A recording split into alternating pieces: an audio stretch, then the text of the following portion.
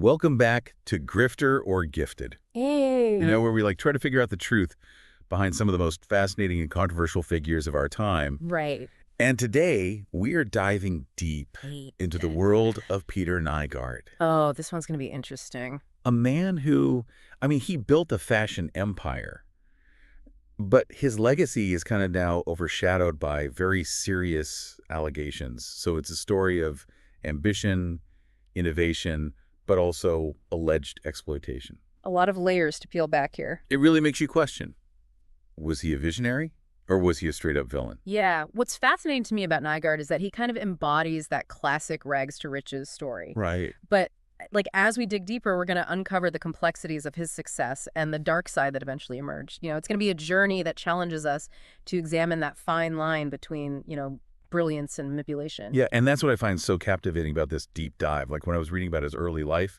it's like something out of a history book. Oh, yeah. Born in Helsinki during World War II. Wow. His family immigrated to Canada when he was just 11 years old. Can you imagine leaving everything behind, arriving in a small prairie town in Manitoba? It's a story that resonates with so many immigrant families, The post-war era saw a wave of individuals just seeking new opportunities, driven by this fierce determination to build a better life. Yeah. And that often translated into just incredible entrepreneurial spirit. And you see that reflected in Nygard's early ventures. Even in high school, he was hustling. Yeah. Running a janitorial service. Really? He had this innate drive to succeed. He did. But the question is, was this drive fueled by a genuine desire to create something extraordinary, or was it always about personal gain? Right. That's the question, isn't it? Yeah. And it's something we're going to be exploring throughout this whole deep dive. Did those early hardships shape him into a visionary leader, or did they kind of plant the seeds for something more sinister? Yeah. So how did this ambitious young man from a small town end up building a global fashion empire? Right. Tell me about his foray into the world of fashion. Well, so in 1967, Nygard bought a 20% stake in a clothing manufacturer. Okay. Within a few years, he had full ownership, renamed it Nygard International. It seems like a classic entrepreneurial move, but is there more to the story? Right, and this wasn't just some small-time operation. No. Nygard International reached annual revenues exceeding $500 million, employed over 12,000 people globally, and operated over 200 retail outlets. This guy turned a sportswear manufacturer in Winnipeg into a brand sold in major retailers like Costco, Dillard's, Walmart. How did he achieve such massive success? Was it pure business genius, or were there some, ethically questionable tactics involved? Well, his success is undeniable, and the research kind of highlights a few key strategies. One was his focus on catering to women's fashion needs. He wasn't just selling clothes. He was selling solutions for women's everyday lives. Okay. He offered stylish, comfortable clothing for a variety of body types and occasions, and that really resonated with his target market. Right, so he tapped into a real need and he built a brand around it. But was it genuine concern for his customers, or a calculated move to maximize profits? It makes you wonder. It's a question that kind of lingers as we learn more about the allegations against him. It does. Right. Another key to his success was his early adoption of technology. Oh, really? He saw the potential of computers for design and manufacturing back in the 60s and 70s, long before it was commonplace in the industry. He even pioneered the use of computer-aided pattern making and automated cutting systems, which streamlined production, gave him a competitive edge. Wow, using computers for fashion design back then. Yeah. That's pretty remarkable. It sounds like he was truly a visionary in that sense. He was ahead of his time. He really embraced automation. And he recognized the importance of efficient supply chain management, something that's now standard practice in the industry. Right. This allowed him to keep costs down, deliver products to consumers quickly, further solidifying his position in the market. Smart. He even coined the slogan, "Where fashion meets technology." That's brilliant marketing. Yeah. It captured the essence of his brand, positioned him as an innovator. Exactly. He understood the power of branding and messaging. But again, we have to ask ourselves, was this genuine passion for combining fashion and technology, or a shrewd marketing tactic to kind of mask a darker reality? Right. So it sounds like Nygard had the business acumen, the technological foresight, and the marketing savvy to build a fashion empire. Yeah. But as you mentioned earlier, there's a dark side to the story. What were the early warning signs that something might be amiss? Well, even as Nygard was achieving all these milestones, a darker side was starting to kind of emerge. There were whispers of inappropriate behavior, allegations of sexual harassment from former employees, and rumors circulating about his personal life. Right. This takes us to like a crucial point in our deep dive, the Yeah. emergence of allegations that would eventually bring down this fashion. Right. We need to take a closer look at these allegations and see if we can separate fact from fiction. Let's do it. It's important to remember, that these allegations, they started surfacing as early as the 1980s, Right.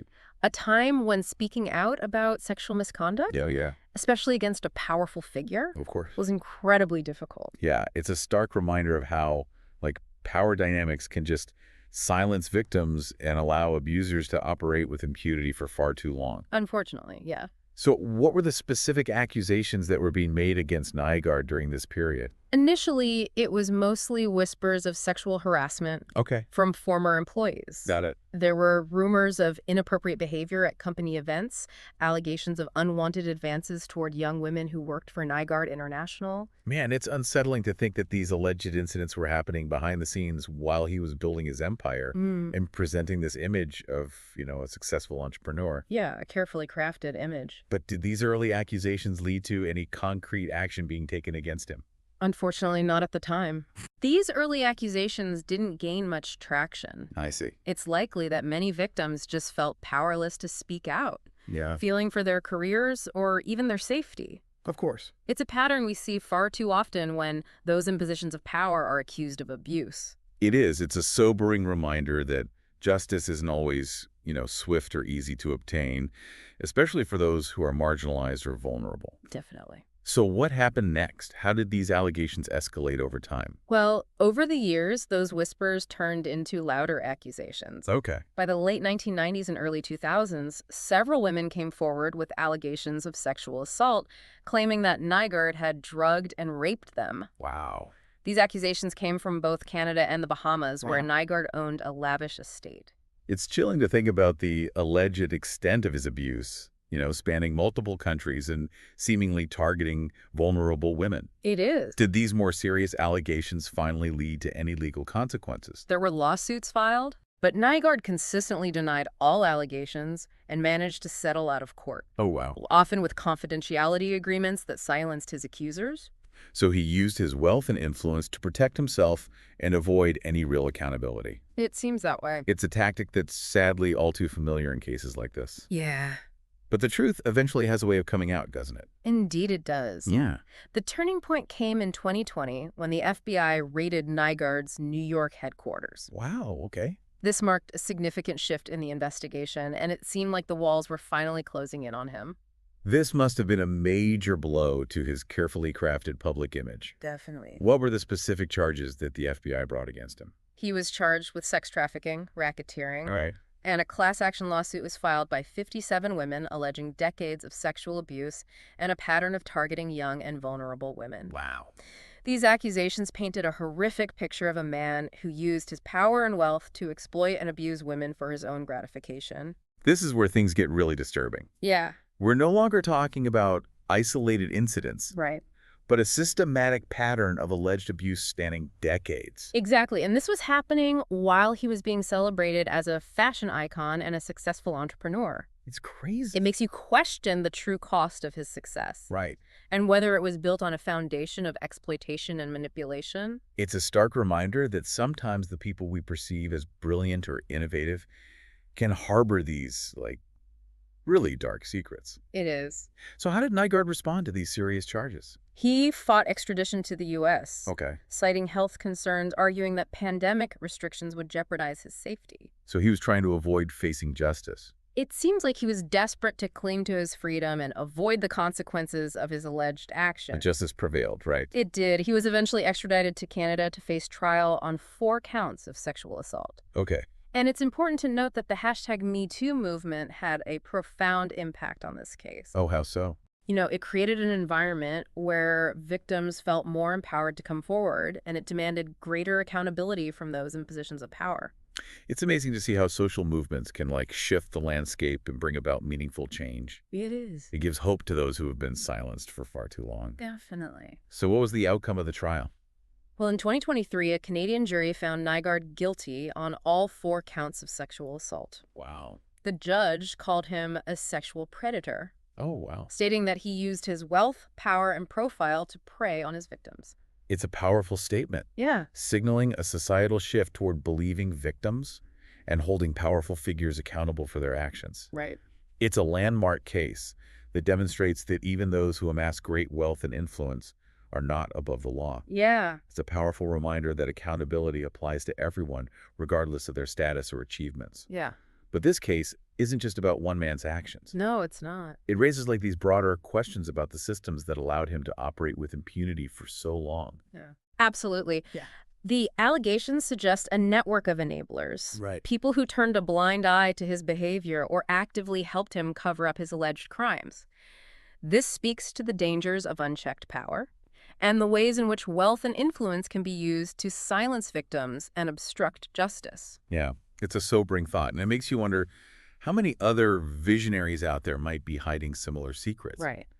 This case really highlights the importance of critical thinking and looking beyond the facade of success. We can't just blindly accept the narratives that are presented to us. Right. We need to dig deeper, question the information we're given, and be willing to challenge our own assumptions, especially when it comes to individuals who hold positions of power. It's about recognizing the red flags, Yeah. those subtle signs that something might be amiss.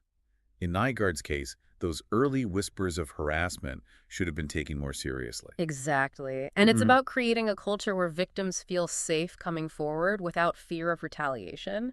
Yeah. It takes courage to speak out against someone powerful, Sure. and we need to ensure that those who do are supported and believed. Absolutely. It's also about holding those in power accountable for their actions, regardless of their wealth or status. This case sends a clear message that no one is above the law and that justice will eventually prevail. It's a message that needs to be heard loud and clear. It's about creating a society where success is not a shield for criminal behavior and where everyone is held to the same standard of accountability. Well said. So as we wrap up our deep dive into the complex world of Peter Nygard, Complicated guy. we're left with a lot to ponder. We've seen the incredible heights of his success and the devastating consequences of his alleged actions. It's a story that forces us to confront some uncomfortable truths about the nature of power, the complexities of human behavior, and the importance of speaking truth to power. Yeah, for sure. I think where you land on the spectrum of grifter or gifted when it comes to Peter Nygard is ultimately up to you. But I hope this deep dive has encouraged you to think critically, to question assumptions, and to be more discerning in your evaluation of those who hold positions of power and influence. It's a reminder that even the most brilliant minds can be capable of great harm. Yeah. And that true success should never come at the expense of others. Well, thank you for joining us on this journey of exploration and discovery. Absolutely. We'll be back soon with another fascinating figure and another thought-provoking deep dive. Until then, stay curious and keep questioning the world around you.